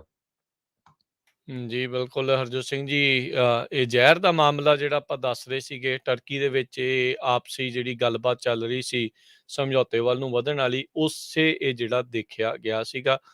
ਚੈਲਸੀ ਜਿਹੜੀ ਇੱਕ ਫੁੱਟਬਾਲ ਟੀਮ ਆ ਉਸ ਦਾ ਇਹ ਮਾਲਕ ਦੱਸਿਆ ਜਾਂਦਾ ਆ। ਸੋ ਇਹ ਹੁਣ ਜੀ ਦੇਖੋ ਅੱਗੇ ਕੀ ਬਣਦਾ ਹੈ। ਉਧਰ ਰੂਸ ਨੇ ਜਿੱਦਾਂ ਕੱਲ ਵੀ ਕਿਹਾ ਸੀਗਾ ਵੀ ਉਹ ਯੂਕਰੇਨ ਦੇ ਰਾਜਧਾਨੀ ਵਾਲੇ ਇਲਾਕੇ ਦੇ ਉੱਤੇ ਹਮਲੇ ਨੂੰ ਘਟਾਵੇਗਾ, ਮਿਲਟਰੀ ਐਕਸ਼ਨ ਆ ਉਸ ਨੂੰ ਘਟਾਏਗਾ। ਪਰ ਜਿਹੜਾ ਪੈਂਟਾਗਨ ਆ ਤੇ ਅਮਰੀਕਾ ਦੇ ਵਿੱਚ ਬੈਠੇ ਲੀਡਰ ਆ ਉਹ ਕਹਿੰਦੇ ਵੀ ਸਾਨੂੰ ਰਸ਼ੀਆ ਦੇ ਇਸ ਵਾਅਦੇ ਤੇ ਕੋਈ ਬਹੁਤਾ ਯਕੀਨ ਨਹੀਂ ਆ ਵੀ ਕੀਵ ਇਲਾਕੇ ਦੇ ਵਿੱਚੋਂ ਉਹ ਪੁੱਲ ਆਊਟ ਕਰ ਜਾਣਗੇ, ਵਾਪਸ ਜਿਹੜੇ ਉਹ ਚਲੇ ਜਾਣਗੇ। ਉਧਰ ਪੂਰਬੀ ਇਲਾਕੇ ਦੇ ਵਿੱਚ ਯੂਕਰੇਨ ਦੇ ਉੱਥੋਂ ਯੂਕਰੇਨ ਦੀਆਂ ਫੌਜਾਂ ਦੇ ਦੁਆਰਾ ਰੂਸੀ ਇਲਾਕਿਆਂ ਦੇ ਵਿੱਚ ਸ਼ੈਲਿੰਗ ਕੀਤੀ ਜਾਣੀ ਜਿਹੜੀ ਉਹ ਸ਼ੁਰੂ ਹੋਈ ਹੈਗੀ ਆ। ਸੋ ਈਸਟ ਦੇ ਯੂਕਰੇਨ ਦੇ ਇਲਾਕੇ ਦੇ ਵਿੱਚ ਇਸ ਟਾਈਮ ਰੂਸ ਤੇ ਯੂਕਰੇਨ ਦੇ ਵਿੱਚ ਕਹਿੰਦੇ ਵੀ ਜ਼ਿਆਦਾ ਜ਼ੋਰ ਲੱਗਾ ਹੈ, ਖਾਸ ਕਰਕੇ ਜਿਹੜਾ ਡੋਨਬਾਸ ਦਾ ਇਲਾਕਾ ਆ ਉਹ ਵਾਲੇ ਇਲਾਕੇ ਦੇ ਵਿੱਚ ਜ਼ੋਰ ਜਿਹੜਾ ਆ ਉਹ ਲੱਗ ਰਿਹਾ ਹੈਗਾ ਆ। ਸੋ ਸਥਿਤੀ ਆਮ ਲੋਕਾਂ ਲਈ ਉੱਥੇ ਕਾਫੀ ਮਾੜੀ ਆ। ਹੁਣ ਤੱਕ ਅਨੁਮਾਨਿਤ ਤੌਰ ਤੇ ਇਹ ਦੱਸਿਆ ਜਾ ਰਿਹਾ ਵੀ 4 ਮਿਲੀਅਨ ਲੋਕ ਯੂਕਰੇਨ ਦੇ ਵਿੱਚ ਰਹਿ ਰਹੇ ਵਸਿੰਦੇ ਆ ਉਸ ਮੁਲਕ ਨੂੰ ਛੱਡ ਕੇ ਵੱਖ-ਵੱਖ ਗੁਆਂਢੀ ਮੁਲਕਾਂ ਦੇ ਵਿੱਚ ਜਾ ਰਹੇ ਹੈਗੇ ਆ। ਉਧਰ ਯੂਕਰੇਨ ਤੇ ਰਸ਼ੀਆ ਦੇ ਦੁਆਰਾ ਇੱਕ ਵਾਰੀ ਫਿਰ 3 ਇਵੈਕੂਏਸ਼ਨ ਕੋਰੀਡੋਰਸ ਆ ਉਹਨਾਂ ਦੇ ਉੱਤੇ ਸਹਿਮਤੀ ਬਣੀ ਹੈਗੀ ਆ।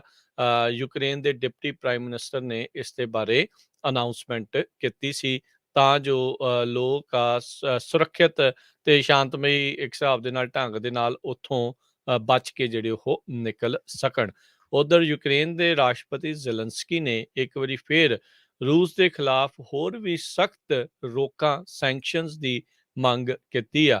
ਉਹਨਾਂ ਨੇ ਨਾਲ ਇਹ ਵੀ ਦਾਅਵਾ ਕੀਤਾ ਵੀ ਮੈਰੀਪੋਲ ਜਿਹੜਾ ਇਲਾਕਾ ਆ ਉਹ ਤਕਰੀਬਨ ਪੂਰੀ ਤਰ੍ਹਾਂ ਖਤਮ ਜਿਹੜਾ ਆ ਉਹ ਕਰ ਦਿੱਤਾ ਗਿਆ ਹੈ। ਸਦਰਨ ਪੋਰਟ ਸਿਟੀ ਹੈਗੀ ਆ ਦੱਖਣ ਦੇ ਵਿੱਚ ਯੂਕਰੇਨ ਦੇ, ਇਹ ਇੱਕ ਅਹਿਮ ਬੰਦਰਗਾਹ ਵਾਲਾ ਸ਼ਹਿਰ ਆ ਤੇ ਇਸ ਨੂੰ ਉਹ ਜਦੋਂ ਤੋਂ ਹੀ ਲੜਾਈ ਚੱਲ ਰਹੀ ਆ ਉਦੋਂ ਤੋਂ ਇਸ ਦੇ ਉੱਤੇ ਕਾਬੂ ਪਾਉਣ ਦੀ ਰੂਸੀ ਲੋਕਾਂ ਦੀ ਕੋਸ਼ਿਸ਼ ਉਹ ਚੱਲ ਰਹੀ ਆ। ਸੈਟਲਾਈਟ ਇਮੇਜਿਸ ਤੋਂ ਕਹਿੰਦੇ ਆ ਵੀ ਇਹ ਪਤਾ ਲੱਗਦਾ ਆ ਵੀ ਕਾਫੀ ਨੁਕਸਾਨ ਉੱਥੇ ਪਹੁੰਚਿਆ ਆ। ਮੈਰੀਪੋਲ ਦਾ ਜਿਹੜਾ ਰੈੱਡ ਕਰਾਸ ਦਾ ਵੇਅਰ ਹਾਊਸ ਆ, ਸੈਟਲਾਈਟ ਇਮੇਜਾਂ ਤੋਂ ਕਹਿੰਦੇ ਵੀ ਉਹ ਕਨਫਰਮ ਕੀਤਾ ਜਾਂਦਾ ਆ ਵੀ ਉੱਥੇ ਵੀ ਮਿਲਟਰੀ ਸਟ੍ਰਾਈਕਸ ਕੀਤੀਆਂ ਗਈਆਂ ਨੇ। ਜੀ ਇਸੇ ਤਰ੍ਹਾਂ ਅੱਜ ਰਸ਼ੀਆ ਨੇ ਕਿਹਾ ਵੀ ਜਿੰਨੇ ਵੀ ਉਹਨਾਂ ਦੇ ਐਕਸਪੋਰਟ ਆ ਉਹ ਰੂਬਲ ਦੇ ਵਿੱਚ ਹੀ ਹੋਣਗੇ। ਕ੍ਰੈਮਨਲ ਨੇ ਇਹ ਸਿਗਨਲ ਕੀਤਾ ਆ। ਰਸ਼ੀਆ ਤੋਂ ਬਹੁਤ ਵੱਡੀ ਗਿਣਤੀ ਦੇ ਵਿੱਚ ਯੂਰਪ ਗੈਸ ਬਾਈ ਕਰਦਾ ਆ, ਜਾਂ ਤਾਂ ਉਹ ਡਾਲਰ 'ਚ ਬਾਈ ਕਰਦੇ ਆ ਤੇ ਜਾਂ ਫਿਰ ਉਹ ਜਰਮਨ ਦੀ ਜਿਹੜੀ ਕਰੰਸੀ ਆ ਉਹਦੇ ਵਿੱਚ ਬਾਈ ਕਰਦੇ ਹੈਗੇ ਆ, ਕਿਉਂਕਿ ਰਸ਼ੀਆ ਇਸ ਵੇਲੇ ਰਸ਼ੀਆ ਦੀ ਇਕੋਨਮੀ ਦੇ ਲਈ ਕਹਿੰਦੇ ਵੀ ਗ੍ਰੇਵੈਸਟ ਕ੍ਰਾਈਸਿਸ ਆ, ਬਹੁਤ ਬੁਰਾ ਕ੍ਰਾਈਸਿਸ ਆ 1991 ਤੋਂ ਬਾਅਦ ਜਦੋਂ ਸੋਵੀਅਤ ਯੂਨੀਅਨ ਕਲੈਪਸ ਹੋਇਆ ਸੀ। ਪੂਟਨ ਨੇ ਮਾਰਚ 23 ਨੂੰ ਵੈਸਟ ਦੇ ਜਿਹੜੇ ਮੁਲਕ ਆ ਉਹਨਾਂ ਨੂੰ ਇਹ ਕਿਹਾ ਆ ਵੀ ਐਕਸਪੋਰਟ ਅਸੀਂ ਰੂਬਲ ਦੇ ਵਿੱਚ ਕਰਾਂਗੇ। ਜਰਮਨੀ 55% ਗੈਸ ਰਸ਼ੀਆ ਤੋਂ ਲੈਂਦਾ ਆ। ਸੋ ਪਰ ਜਰਮਨੀ ਨੇ ਇਹ ਕਿਹਾ ਵੀ ਅਸੀਂ ਰੂਬਲ ਦੇ ਵਿੱਚ ਨਹੀਂ ਬਾਈ ਕਰਾਂਗੇ। ਪੂਰਾ ਯੂਰਪ 40% ਦੇ ਕਰੀਬ ਗੈਸ ਰਸ਼ੀਆ ਤੋਂ ਲੈਂਦਾ ਆ ਤੇ ਮੋਸਟਲੀ ਯੂਰੋਜ਼ ਦੇ ਵਿੱਚ ਪੇ ਕਰਦਾ ਹੈਗਾ। Russian state control gas giant Gazprom ਇਹ ਸਾਰੀ ਗੈਸ ਉੱਥੋਂ ਸਪਲਾਈ ਹੁੰਦੀ ਹੈਗੀ ਆ। ਯੂਰੋਜ਼ ਲਗਭਗ 58% ਗੈਜ਼ਪ੍ਰੋਮ ਐਕਸਪੋਰਟ ਦਾ ਹਿੱਸਾ ਹੈਗਾ 39% ਸਟਰਲਿੰਗ ਤੇ 3% ਹੋਰ ਜਿਹੜੀ ਕਰੰਸੀ ਆ ਉਹ ਯੂਜ਼ ਕੀਤੀ ਜਾਂਦੀ ਹੈਗੀ ਆ। ਚਾਈਨਾ ਵਾਲੇ ਕਹਿੰਦੇ ਆ ਵੀ ਅਸੀਂ ਰੈਡੀ ਆ ਰਸ਼ੀਆ ਦੇ ਨਾਲ ਵਰਕਆਊਟ ਕਰਨ ਦੇ ਲਈ, ਪਰ ਉਹ ਵੀ ਹੌਲੀ-ਹੌਲੀ ਜਿਹੜੇ ਪੈਰ ਆ ਉਹ ਰੱਖ ਰਹੇ ਆ, ਪੂਰੀ ਜਿਹੜੀ ਸਪੋਰਟ ਨਹੀਂ ਰਸ਼ੀਆ ਨੂੰ ਦੇ ਰਹੇ। ਜੀ, ਇੱਕ ਜਿਹੜਾ ਯਾਦ ਹੋਣਾ ਰਾਸ਼ਟਰਪਤੀ ਬਾਈਡਨ ਨੇ ਨਾਰਮਲ ਟ੍ਰੇਡ ਰਿਲੇਸ਼ਨਸ ਆ ਉਹਨਾਂ ਨੂੰ ਸਸਪੈਂਡ ਕਰਨ ਬਾਰੇ ਆਵਾਜ਼ ਚੱਕੀ ਸੀ। ਇਹਦਾ ਜਿਹੜਾ ਇੱਕ ਬਿੱਲ ਆ ਉਹ ਅਜੇ ਵੀ ਲਟਕਿਆ ਪਿਆ ਆ। ਜਿਹੜੇ ਸੈਨੇਟਰ ਰੌਨ ਵਿੰਡਨ ਹੈਗੇ ਨੇ, ਚੇਅਰ ਨੇ ਸੈਨੇਟ ਫਾਈਨੈਂਸ ਕਮੇਟੀ ਦੇ, ਉਹਨਾਂ ਨੇ ਚਿੰਤਾ ਪ੍ਰਗਟਾਈ ਆ। ਕਹਿੰਦੇ ਵੀ ਇਸ ਬਿੱਲ ਦੇ ਵਿੱਚ ਜਿਹੜਾ ਡਿਲੇ ਕੀਤਾ ਜਾ ਰਿਹਾ ਆ, ਰੂਸ ਤੇ ਬੈਲਾਰੂਸ ਇਹਨਾਂ ਦੋਨਾਂ ਹੀ ਮੁਲਕਾਂ ਦੇ ਨਾਲ ਨਾਰਮਲ ਟ੍ਰੇਡ ਸਟੇਟਸ ਨੂੰ ਇਹ ਚਿੰਤਾਜਨਕ ਆ। ਸੈਨੇਟਰ ਮਾਈਕ ਜਿਹੜੇ ਹੈਗੇ ਨੇ ਕੈਪਰੀਓ, ਉਹਨਾਂ ਨੇ ਕ੍ਰਾਪੋ ਸੌਰੀ ਜਿਹੜੇ ਰੈਂਕਿੰਗ ਹੈਗੇ ਨੇ ਰਿਪਬਲਿਕਨ, ਉਹਨਾਂ ਨੇ ਕਿਹਾ ਵੀ ਇਹ ਜਿਹੜਾ ਅਸੀਂ ਸੋਚਦੇ ਸੀਗੇ ਵੀ ਪਿਛਲੇ ਹਫਤੇ ਪਾਸ ਹੋ ਜਾਣਾ ਚਾਹੀਦਾ ਆ।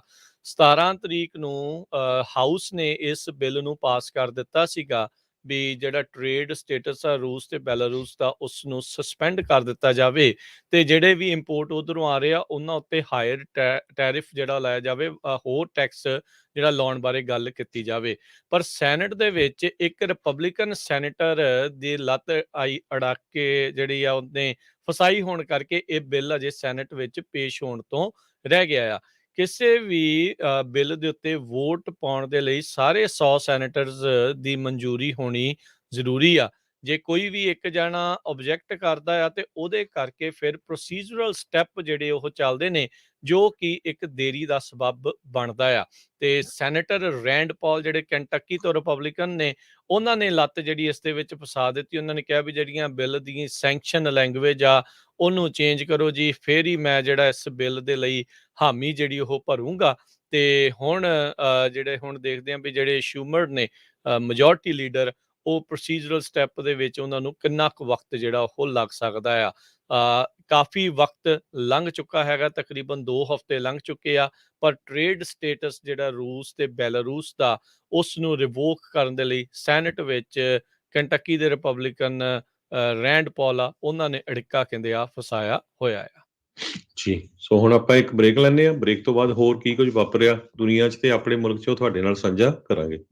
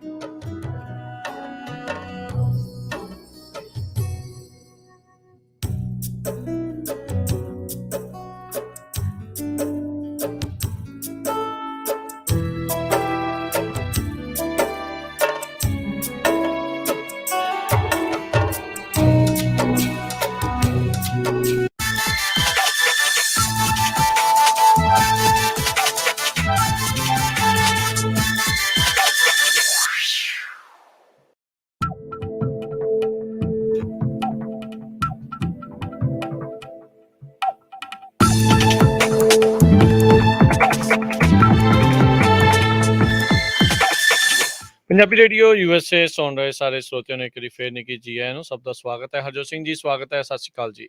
ਸਤਿ ਸ਼੍ਰੀ ਅਕਾਲ, ਧੰਨਵਾਦ ਜੀ ਆਇਆਂ ਨੂੰ ਜੀ। ਤੇ ਆਪਣੇ ਨਾਲ ਇਸ ਟਾਈਮ ਜ਼ੈਂਡਰ ਮਾਰਗੇਜ ਅਤੇ ਰੀਅਲ ਮੋਹਨ ਸਿੰਘ ਚੀਮਾ ਜੀ ਜੁੜ ਚੁੱਕੇ ਨੇ। ਮੋਹਨ ਸਿੰਘ ਚੀਮਾ ਜੀ, ਜੀ ਆਇਆਂ ਨੂੰ ਸਵਾਗਤ ਹੈ, ਸਤਿ ਸ਼੍ਰੀ ਅਕਾਲ ਜੀ। ਹਾਂਜੀ ਵੀਰ ਜੀ, ਰਾਜਵੀਰ ਭਾਜੀ ਆਪ ਜੀ ਨੂੰ, ਹਰਜੋਤ ਸਿੰਘ ਖਾਲਸਾ ਭਾਜੀ ਆਪ ਜੀ ਨੂੰ ਅਤੇ ਸਭ ਤਮਾਮ ਸਰੋਤਿਆਂ ਨੂੰ ਜਿਹੜੇ ਸਾਡੇ ਜੁੜੇ ਨੇ ਇਸ ਵੇਲੇ ਮੇਰੇ ਵੱਲੋਂ ਹੱਥ ਜੋੜ ਕੇ ਪਿਆਰ ਭਰੀ ਸਤਿ ਸ਼੍ਰੀ ਅਕਾਲ ਜੀ। ਸਤਿ ਸ਼੍ਰੀ ਅਕਾਲ ਜੀ। ਸੋ ਸਾਡੇ ਇਸ ਤੋਂ ਪਹਿਲਾਂ ਆਪਾਂ ਗੱਲਬਾਤ ਸ਼ੁਰੂ ਕਰੀਏ, ਮੋਹਨ ਚੀਮਾ ਜੀ ਆਪਣੀ ਆਈਡੀ ਸ਼ੇਅਰ ਕਰ ਲਿਓ ਜੀ। ਜੀ ਵੀਰ ਜੀ।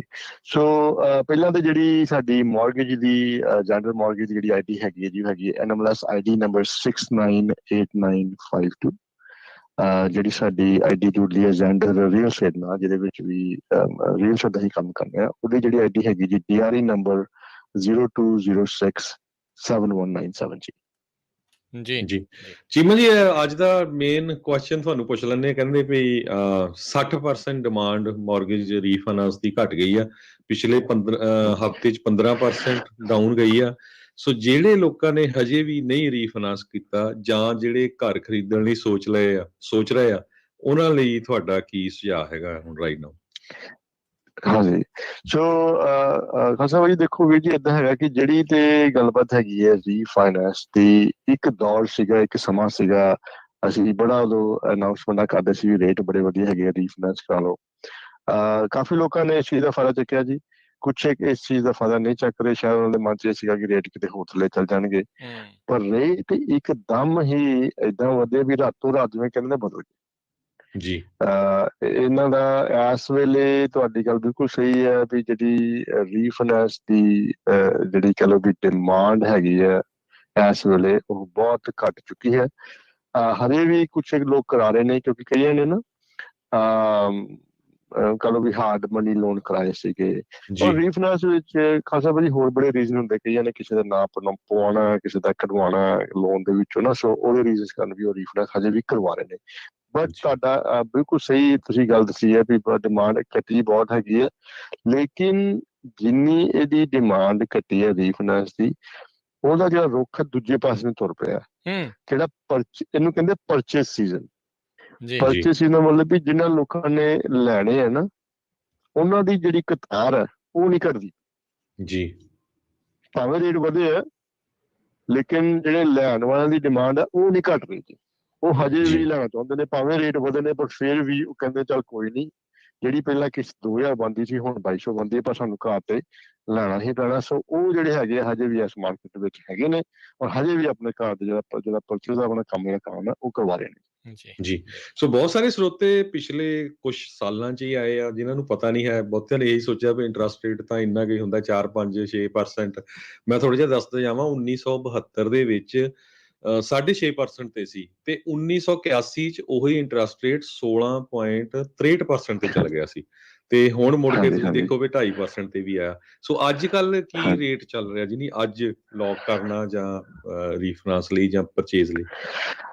ਹਾਂਜੀ ਸੋ ਦੇਖੋ ਵੀਰ ਜੀ ਇਸ ਤਰ੍ਹਾਂ ਹੈਗਾ ਕਿ ਜਿਹੜੀ ਤੁਹਾਡੀ ਗੱਲ ਬਿਲਕੁਲ ਦਰੁਸਤ ਹੈ ਜੀ। ਜਿਹੜਾ ਰੇਟ ਤੁਸੀਂ ਦੱਸ ਰਹੇ ਜੀ ਨਾ 16% ਦਾ, ਮੈਂ ਵੀ ਉਹਨਾਂ ਦੇ ਕਾਟ ਹੈਗਾ ਜੀ ਇੱਕ ਸਮੇਂ 'ਚ ਮੈਂ ਵੀ ਇਹ ਜੀ ਦੇ ਕੇ ਆਪਣੇ ਘਰ ਦਾ ਲੋਨ ਕਰਾਇਆ ਸੀਗਾ ਜੀ। ਜੀ ਸੋ ਹਿਸਟੋਰੀਕਲੀ ਜੇ ਅਸੀਂ ਦੇਖੀਏ ਤੇ ਹੱਲੇ ਵੀ ਇਹਨੂੰ ਨਾ ਇੱਕ ਛੋਟੀ ਜਿਹੀ ਕਰਵ ਕਰਨ ਮੰਗਦੇ ਆ ਵੀ ਇਹ ਹਜੇ ਵੀ ਸਮਾਂ ਏਡਾ ਉਹ ਨਹੀਂ ਹੈਗਾ ਵੀ ਤੁਸੀਂ ਕਹੋ ਯਾਰ ਰਹਿ ਨਹੀਂ ਰਹੀ ਇੰਨਾ ਵੱਧ ਗਿਆ ਹੁਣ ਮੇਰੀ ਕਿਸ਼ਤ ਹੀ ਡਬਲ ਹੋ ਜਾਣੀ ਹੈ। ਇਹੋ ਜਿਹੀ ਗੱਲਬਾਤ ਨਹੀਂ ਹੈਗੀ।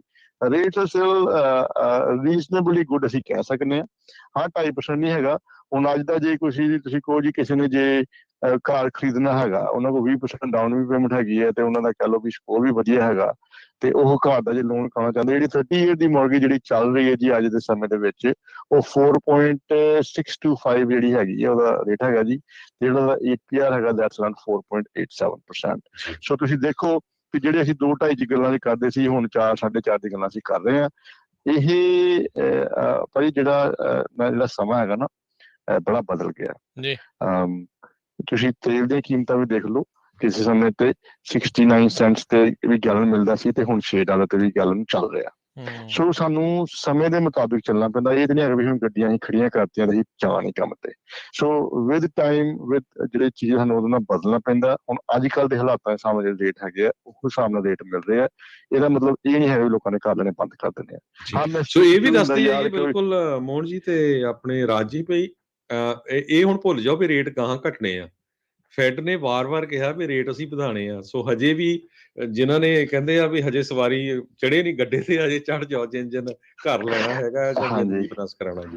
ਜੀ ਸੋ ਖਾਸਾ ਬਿਲਕੁਲ ਭਾਜੀ ਇਹਦੇ ਵਿੱਚ ਤੁਸੀਂ ਨਾ ਜੀ ਜੀ ਹਾਂਜੀ ਸੋ ਮੋਹਨ ਚੀਮਾ ਜੀ ਹੁਣਾਂ ਦੇ ਨਾਲ ਤੁਸੀਂ ਕੰਟੈਕਟ ਕਰ ਸਕਦੇ ਹੋ। ਘਰ ਖਰੀਦਣ ਬਾਰੇ ਸੋਚ ਰਹੇ ਹੋ, ਕੀ ਤੁਹਾਡੇ ਲਈ ਬੈਸਟ ਆ, ਕੀ ਕਰਨਾ ਆ, ਕਿੱਦਾਂ ਕੀਤਾ ਜਾ ਸਕਦਾ, ਤੁਹਾਡੀ ਵੱਧ ਤੋਂ ਵੱਧ ਹੈਲਪ ਜਿਹੜੀ ਉਹ ਕਰਨਗੇ। ਇਹਨਾਂ ਦੇ ਨਾਲ ਤੁਸੀਂ ਕੰਟੈਕਟ ਕਰ ਲਿਓ। ਫੋਨ ਨੰਬਰ 5599052575 ਤੇ ਨਾਲ ਹੀ ਚਲੋ ਗੱਲ ਨੂੰ ਅੱਗੇ ਤੋਰਦੇ ਹਾਂ। ਤੇ ਤੁਸੀਂ ਸਟੇਟ ਆਫ ਇੰਡੀਆਨਾ ਦੇ ਵਿੱਚ ਵੀ ਕੰਮ ਜਿਹੜਾ ਉਹ ਸ਼ੁਰੂ ਕਰ ਦਿੱਤਾ ਹੈ ਜੀ?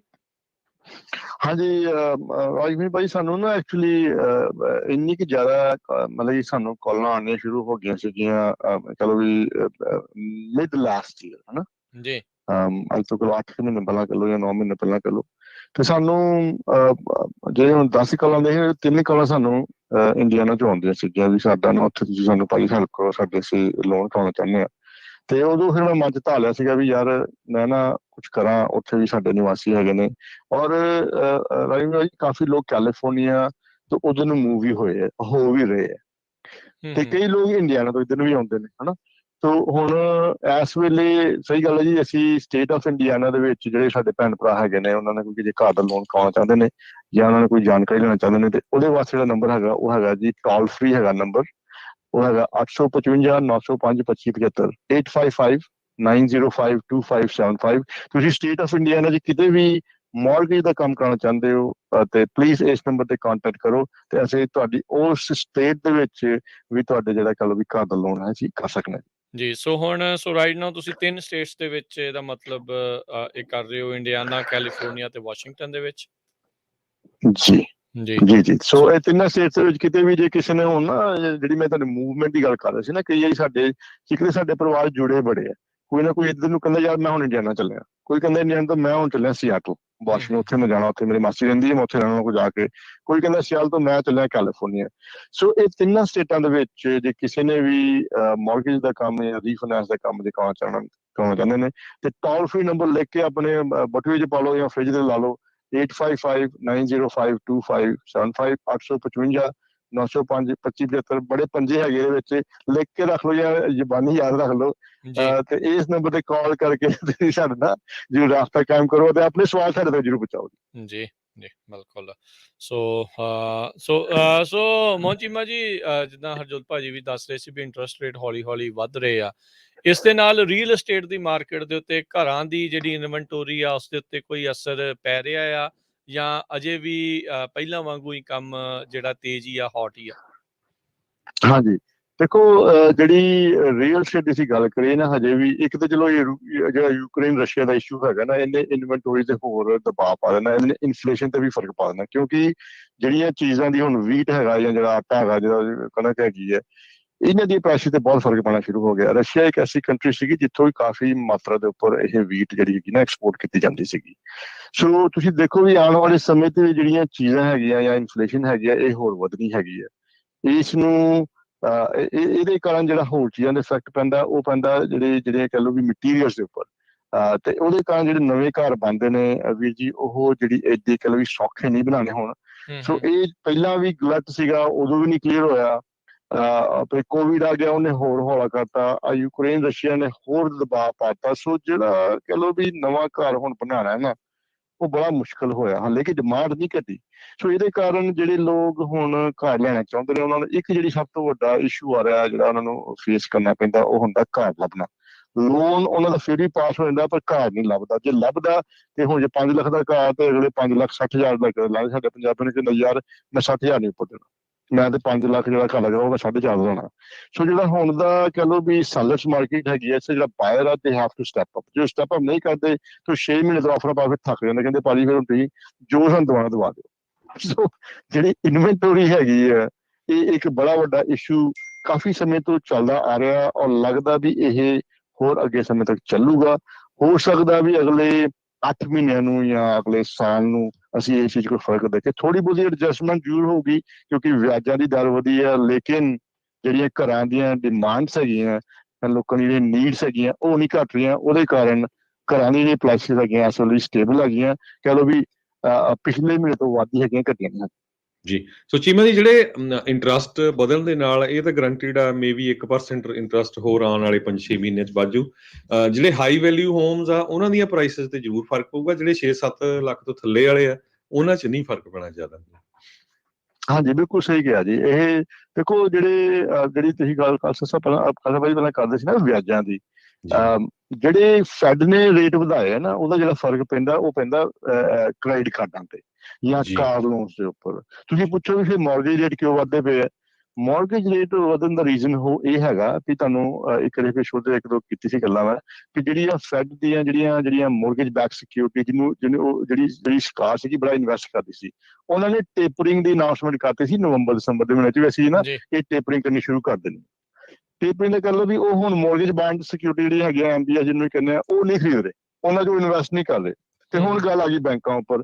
ਬੈਂਕਾਂ ਵਾਲੇ ਕਹਿੰਦੇ ਵੀ ਸਾਨੂੰ ਉੱਥੋਂ ਪੈਸਾ ਘੱਟ ਤੇ ਮਿਲਦਾ, ਅਸੀਂ ਹੁਣ ਕਿਉਂ ਘੱਟ ਖਾਈਏ, ਅਸੀਂ 2.5% ਦੇ ਕੇ ਆਪਣਾ ਲੱਖ ਕਿਉਂ ਤੋੜੀਏ। ਹੁਣ ਬੈਂਕਾਂ ਵਾਲੇ ਕਹਿੰਦੇ ਵੀ ਅਸੀਂ ਜਿਹੜੇ ਰੇਟ ਵਧਾਣੇ ਇਹ ਜਿਹੜੇ ਰੇਟ ਆ ਬੈਂਕਾਂ ਵਾਲੇ ਵਧਾ ਰਹੇ ਆ।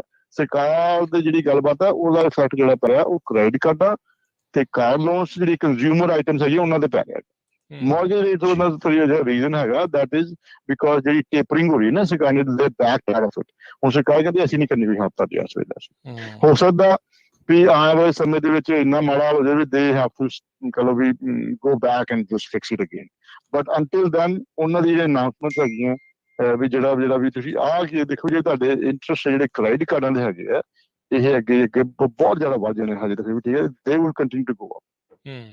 ਜੀ ਬਿਲਕੁਲ। ਸੋ ਤੇ ਜੇ ਤੁਸੀਂ ਇੰਡੀਆਨਾ, ਕੈਲੀਫੋਰਨੀਆ ਜਾਂ ਵਾਸ਼ਿੰਗਟਨ ਦੇ ਵਿੱਚ ਹੈਗੇ ਆ ਤਾਂ ਤੁਸੀਂ ਸੈਂਟਰ ਮੌਰਗੇਜ ਅਤੇ ਰੀਅਲ ਅਸਟੇਟ ਦੇ ਮੋਹਨ ਚੀਮਾ ਜੀ ਹੁਣਾਂ ਦੇ ਨਾਲ ਟੋਲ ਫ੍ਰੀ ਨੰਬਰ ਤੇ ਕੰਟੈਕਟ ਕਰ ਸਕਦੇ ਹੋ 8559052575 855-905-2575 ਦੇ ਉੱਤੇ ਜਿਹੜਾ ਆ ਉਹ ਤੁਸੀਂ ਕੰਟੈਕਟ ਜਿਹੜਾ ਉਹ ਜ਼ਰੂਰ ਤੁਸੀਂ ਕਰੋ। ਘਰ ਖਰੀਦਣਾ ਆ, ਵੇਚਣਾ ਆ, ਮੌਰਗੇਜ ਦੇ ਲੋਨਸ ਦੇ ਬਾਰੇ ਨਹੀਂ ਕਿਤੇ ਗੱਲ ਬਣ ਰਹੀ ਤਾਂ ਸਲਾਹ ਜਿਹੜੀ ਆ ਉਹ ਜ਼ਰੂਰ ਇਹਨਾਂ ਦੇ ਨਾਲ ਤੁਸੀਂ ਐਟਲੀਸਟ ਜਿਹੜੀ ਕਰੋ। ਤੁਹਾਨੂੰ ਸਲਾਹ ਦੱਸਣਗੇ ਵੀ ਕਿਹੜੀ ਚੀਜ਼ ਤੁਹਾਡੇ ਲਈ ਬੈਟਰ ਜਿਹੜੀ ਉਹ ਬੈਸਟ ਆ ਉਹ ਰਹਿ ਸਕਦੀ ਹੈਗੀ ਆ। ਸੋ ਜ਼ਰੂਰ ਇਹਨਾਂ ਨੂੰ ਕੰਟੈਕਟ ਕਰ ਲਿਓ 8559052575 ਦੇ ਉੱਤੇ। ਤੇ ਮੋਹਨ ਚੀਮਾ ਜੀ ਬਹੁਤ ਸ਼ੁਕਰੀਆ, ਬਹੁਤ ਧੰਨਵਾਦ ਜਿਹੜਾ ਉਹ ਕਰਦੇ ਆ ਤੇ ਫਿਰ ਮੁਬਾਰਕਾਂ ਦਿੰਦੇ ਆ ਵੀ ਇੰਡੀਆਨਾ ਦੇ ਵਿੱਚ ਵੀ ਤੁਸੀਂ ਆਪਣਾ ਕੰਮ ਜਿਹੜਾ ਉਹ ਸ਼ੁਰੂ ਕੀਤਾ ਆ ਉੱਥੇ ਹੈਲਪ ਕਰਨ ਦੇ ਲਈ। ਮਿਹਰਬਾਨੀ ਜੀ, ਥੈਂਕ ਯੂ। ਬਹੁਤ ਮਿਹਰਬਾਨੀ, ਥੈਂਕ ਯੂ ਧੰਨਵਾਦ ਸਭ ਨੂੰ ਮੇਰੇ ਵੱਲੋਂ ਪਿਆਰ ਭਰੀ ਸਤਿ ਸ਼੍ਰੀ ਅਕਾਲ। ਸਤਿ ਸ਼੍ਰੀ ਅਕਾਲ ਜੀ। ਸੋ ਇੱਕ ਵਾਰੀ ਫਿਰ ਪੰਜਾਬੀ ਰੇਡੀਓ USA ਦੇ ਜਿੰਨੇ ਵੀ ਸਾਡੇ ਸਰੋਤੇ ਆ, ਸਾਡਾ ਖਬਰਾਂ ਦਾ ਸਮਾਂ ਸਮਾਪਤ ਹੀ ਆ। ਪੰਜਾਬੀ ਰੇਡੀਓ USA ਦੇ ਸਕੈਜੂਅਲ 'ਚ ਪ੍ਰੋਗਰਾਮਾਂ 'ਚ ਕਾਫੀ ਚੇਂਜਸ ਆ ਰਹੀਆਂ ਹੈਗੀਆਂ। ਸਾਡੀ ਟੀਮ ਦੇ ਨਾਲ ਨਵੇਂ ਮੈਂਬਰ ਵੀ ਜੁੜ ਰਹੇ ਆ। ਪ੍ਰਵੀਨ ਸ਼ਰਮਾ ਜੀ ਨੂੰ ਤੁਸੀਂ ਸੁਣੇ ਰਹੇ ਆ ਪਿਛਲੇ 2-3 ਦਿਨਾਂ ਤੋਂ। ਸੋ ਖਬਰਾਂ ਦਾ ਸਮਾਂ ਵੀ ਥੋੜਾ ਚੇਂਜ ਹੋਊਗਾ। ਤੁਹਾਨੂੰ ਕੱਲ ਤੱਕ ਆਪਾਂ ਜਿਹੜਾ ਸਾਰਾ ਫਾਈਨਲ ਆ ਉਹ ਦੱਸ ਦਾਂਗੇ ਕਿਹੜੇ ਟਾਈਮ ਦੇ ਉੱਤੇ ਕਿਹੜੇ ਪ੍ਰੋਗਰਾਮ ਆਣੇ ਹੈਗੇ ਆ। ਜੀ ਬਿਲਕੁਲ। ਤੇ ਹੁਣ ਲੈਂਦੇ ਆ ਜੀ ਇਜਾਜ਼ਤ ਮੇਰੇ ਰਾਜਕਨਵੀਰ ਸਿੰਘ ਵੱਲੋਂ। ਤੇ ਹਰਜੋਤ ਸਿੰਘ ਵੱਲੋਂ ਤੁਹਾਨੂੰ ਸਭ ਨੂੰ ਪਿਆਰ ਭਰੀ ਸਤਿ ਸ਼੍ਰੀ ਅਕਾਲ। ਸੁਣਦੇ ਰਹੋ ਜੀ ਪੰਜਾਬੀ ਰੇਡੀਓ ਯੂਐਸ।